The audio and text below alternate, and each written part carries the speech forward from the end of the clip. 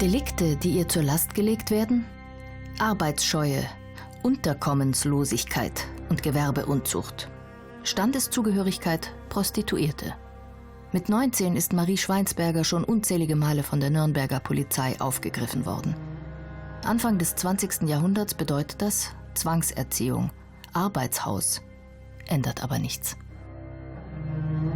Nur wenn du Besitz gehabt hast, hast du dein Heimatrecht bekommen. Und davon hing wieder ab, dass du überhaupt eine Arbeit bekommst. Das hatten Frauen einfach nicht. Und deshalb waren viele gezwungen, sich so durchzuschlagen. Als Frau blieb dir nur die Heirat, mit wem auch immer. Zum Teil haben Prostituierte dann ihren Zuhälter einfach geheiratet, nur damit sie irgendwo wieder im Rahmen der Legalität sind.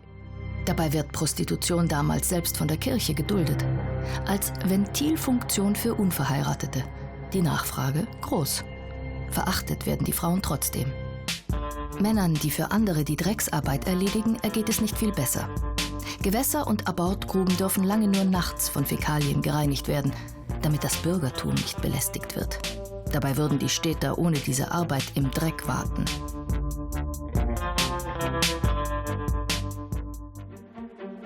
Hierarchien sind großartig, von oben betrachtet. Die höheren Schichten leben gut damit, dass es stets einen gesellschaftlichen Bodensatz gibt. Wer sich chancenlos fühlt, erledigt harte Arbeit für wenig Geld. Und die Wohlhabenden werden reicher. Jahrhundertelang wurde kaum einer mehr gemieden als sie, Henker. Ihre erste Amtshandlung ist es meist, den Vorgänger hinzurichten.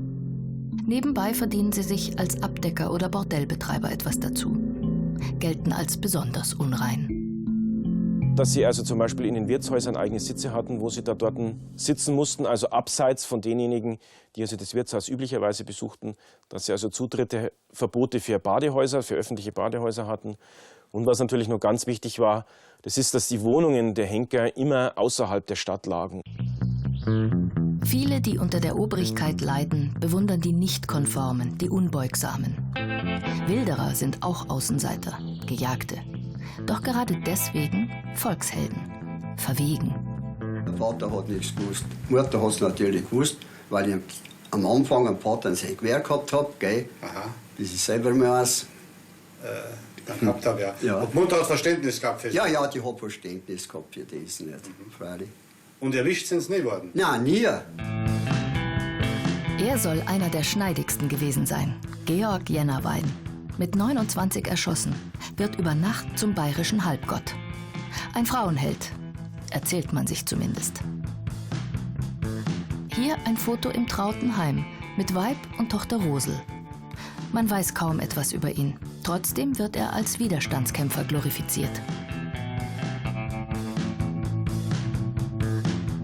In der Tat ist es so, man hat auch den Wilderern natürlich diese Freiheit angedichtet. Und die standen immer für die Freiheit, die man sich gegenüber der Obrigkeit rausnimmt. Stellvertretend wie wir im ganzen Dorf, wir zeigen es mal dem Oberen. Die Menschen tun das schon immer. Ihre Helden erfinden und ihre Sündenböcke. Nicht begreifbare Unglücke, schlechte Ernten, Krankheiten werden mit Übersinnlichem erklärt. Müssen Hexenwerk sein. Es sind nicht nur Frauen, die hingerichtet werden, sondern auch Hunderte von Kindern. Das gilt zum Beispiel auch noch für einen der letzten großen Prozesse, die in Bayern stattgefunden haben. Also das sind die Kinderhexenprozesse in Freising, so ab 1713, 14, so um den Dreh rum. Da waren es ausschließlich Kinder aus vagierenden Schichten. Das heißt also Kinder, die also, heute würde man sagen, ohne festen Wohnsitz auf der Straße gelebt haben.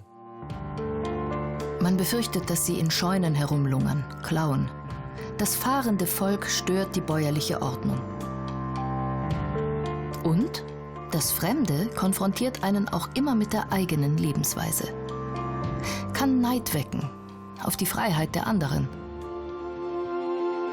Gleichheit, hat Voltaire einmal gesagt, ist das größte Hirngespinst, das es gibt. Seit jeher erdenkt sich der Mensch seine eigene Weltordnung. Mit Abgöttern und mit Außenseitern.